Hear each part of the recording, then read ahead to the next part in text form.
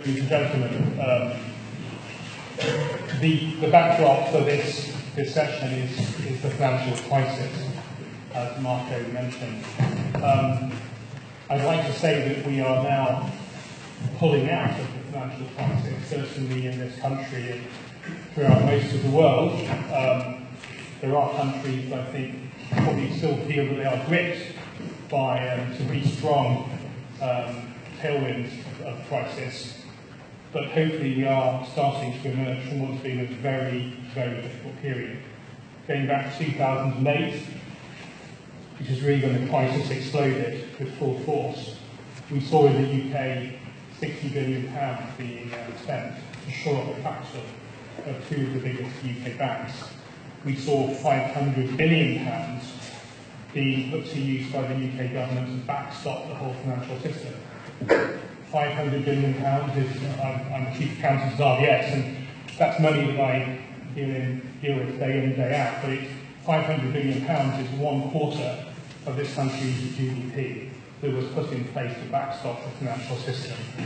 In the US, the government, through the Federal Reserve, has cumulatively pumped something like $2 trillion worth of cash into the financial system.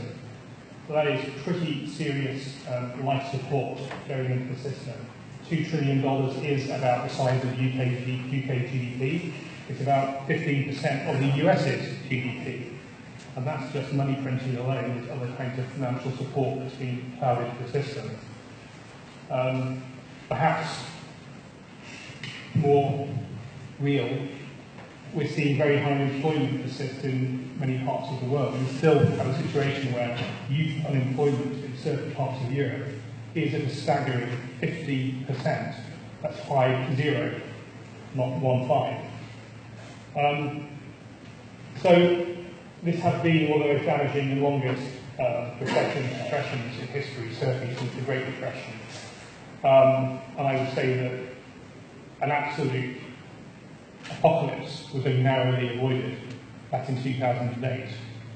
We were in a situation where the major banking systems across the world probably had minutes worth of cash in reserve before the money ran out, before the oil wells dried up. We paid very close to a complete meltdown. So that's very much the backdrop of this session. But actually, that from a financial and economic perspective is something which I think you will see the most insights in relation to if you were to visit the exhibition, which is sort of outside this room and then turn left. And there's a number of panels that try to, I think, explain what happened and give the views that several of us who worked on those panels, have about what the various causes behind that were. This session looks to focus, however, on sort of one aspect, I think, of the financial crisis. And it's really the question of how do we engage in business, what is business for? Is business for the common good or just for the good of a few people? I think it's still the case that many people would say, well, the banking system is full of greedy bankers, it's not yet totally reformed itself. I would have a view on that as someone who works for a bank, but the reality of public perception is that people remain to be convinced that the financial system is fully restored and reoriented to the values it should have. But it's not perhaps just the financial system, it's also energy companies that have been the spotlight as organisations that perhaps are just a little bit too greedy. Again, if you work for a power company, you might take a different point of view. What about the phone hacking scandal? Even our great newspapers perhaps are not immune from the temptation into dangerous fraudulent behaviour. What about the MP's expenses scandal? It would seem that the more you peel back the layers of the onion, there's perhaps examples of questionable behaviour, questionable values, questionable approaches to life wherever you look. And what about multinationals that are perhaps trying just too hard to minimise the amount of tax they pay? The result being that poor old Mark will have to do his surgery, which is very delicate work, with old kitchen knives. So because of what the running in the NHS to pay for proper utensils. I'm sure that's not quite true, Marco, but makes the point. So I think we're here to discuss the question of whether or not business can really be conducted for the common good. I'm delighted to be joined by three speakers who will give you their perspectives on this question. The first speaker to our left will be Father Christopher Jameson. Father Christopher holds degrees in modern languages from Oxford and also philosophy and theology from London University. He is a Benedictine monk at Worth Abbey in Sussex, has been a teacher there and headmaster there for many years.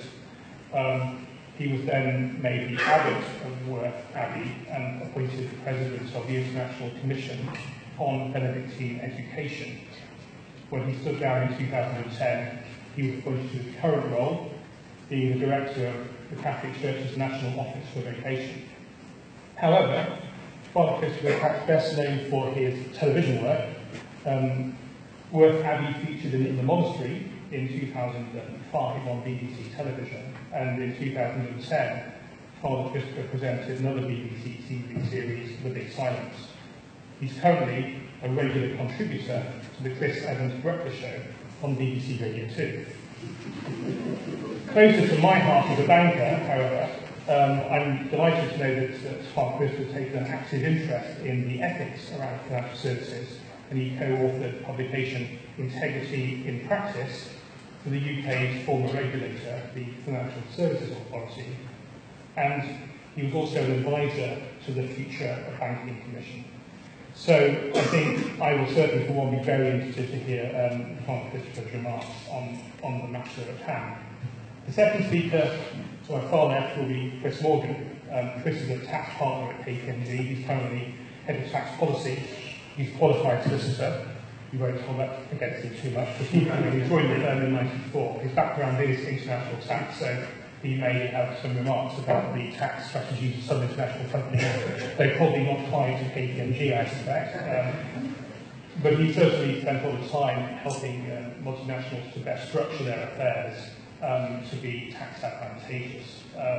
And he's also taken a number of cases to the English courts and also overseas courts, including the Court of Justice of the European Union. Chris is a prolific writer of articles in the Tax Journal. He's a member of the International Tax Committee of the CBI and the Tax Law Review Committee. And as head of tax policy, he's frequently quoted in the press and appears quite frequently on television to deal with matters of taxation and finance. And last but not least, Chris is also the chairman of the trustees of Catholic Voices. Finally, to my right, we have Maurizio Guaragni. Maurizio is the chairman and CEO of a company called Trasos Limited in the UK. Trasos is one of the largest European manufacturers of electrical and fibre optic cables. So, I like to think of him as a representative of an endangered species, which are people in Europe who actually make things and do something for them. So, thank you to find someone like Maurizio to actually give us a real person perspective on what's been going on in business.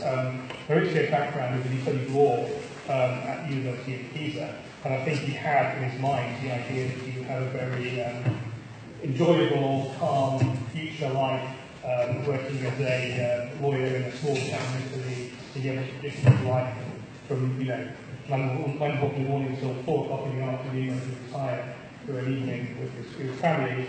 But his family, who had a business in cables, had other ideas and encouraged him to consider going into the family business, which he did. And spent some time in England learning English, getting to know the business from the bottom up, and eventually started to run the family business's international operations. And he has set up operations in numerous parts of the world, including the Middle East, Russia, Europe, and South America. In 2008, he led the company's acquisition of an English company, North West Cables, and has established Trasos offices in the UK, which is where Maurizio is now based.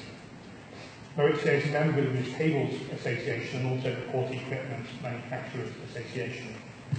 Now, since 2014, he didn't have enough to do. In his spare time, my experience in studying for an executive MBA with Cass Business School. And if he has any other kind of his most demanding part of his life, he is despite all this married with 4 daughters. Thank you, Richard. Richard said I'm a solicitor. I work for a profession, so I've sort of been a bit exonerated by what our principles say. My firm does audit, advisory work and tax work. But you probably know that our profession as well has come into a lot of sticking in the public over the last few years. So, for example, after the start of the financial crisis, lots of people were saying, why did the auditor spot this? Where is the watchdog that should have gone? And as Richard's already alluded to, you've all seen over the last few years, there's been lots of debate in the press, lots of attacks on multinational companies that are accused of arranging their tax affairs so that they don't pay tax in this country or they hardly pay tax at all. And the accusation is they've got a whole bunch of crafty tax advisors behind helping them to do it. I must say, I travel quite a bit, and sometimes going into countries like the US, they always say, what's your business, why are you here? And there are times I think like saying, I'm an international drugs dealer, rather than saying I'm a tax advisor, because I really feel that we're sort of public enemy number 1. So I guess people might be surprised that I'm sitting here talking about business for the common good. But I think people would also be surprised when I say that we've been talking at KPMG about what is the purpose of tax advice over the last couple of months. And the conclusion we've come to is that we want to give responsible tax advice for the common good. Responsible tax advice for the common good. So what I want to do is tell you about the journey that we've been on to come to this conclusion. I'm going to start off just by saying a bit about the ethos and firm as a whole. Then I'll look at the history in which aggressive tax planning was born about 20 years ago. And then look at how the environment has changed and therefore how we changed and our perception changed. And then finally I want to say a few things about my own personal journey within this. So, just looking at the firm as a whole, we've always had values, as many large companies do. So, for example, we have statements that we respect the individual, we are open and honest in our communications, and above all, we act with integrity. We've also historically done a lot of work in the corporate social responsibility field. So we choose and sponsor a charity on a 2-year basis. This year we're working with Shelter. We've done a lot of work looking at the problem of homelessness, the problem of people who can't afford to buy houses. And all of that's really good. I think it's important that we do that. But to a certain extent, that is peripheral. That's, I wouldn't quite say window dressing, but it's peripheral. When we talk about business for the common good, what we're really looking at is the way in which a business does its business, and the core, what is it actually doing? Is that for the common good? And that's also a debate that we've been having within the firm over the last couple of years. And to a certain extent, I'd say that was triggered by our new chairman, Simon Collins, who was appointed a few years ago. And one of the things that he said is that he wants to be the same person inside work and outside work. He said, I don't want to go home and when my wife and my children say, so what did you do today at work? I don't want to feel kind of ashamed or as if I don't want to tell them. So he started to challenge the firm to say, what is the purpose for which we're working? And in tax, that's been a really big debate, because we really had to face our purpose. So just to give you some perspective, some history. It is true, if you go back 20 years, there was a lot of tax advice around which, with today's eyes, would be seen as being aggressive. But we've also got to understand the reasons why that happened.